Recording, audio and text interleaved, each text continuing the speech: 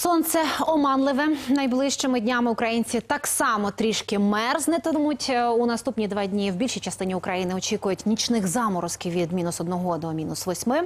Ну а в Карпатах температура взагалі може опуститися до 13 морозу, кажуть в Українському гідрометцентрі. Усе через холодні повітряні маси, які йтимуть до нас із півночі. У столиці сьогодні у другій половині дня можливий мокрий сніг. Ну а завтра, післязавтра такі ж опади чекають і більшість регіонів, крім північних.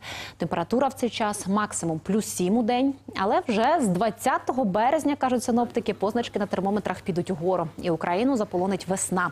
Ну а температура знову повернеться до +13.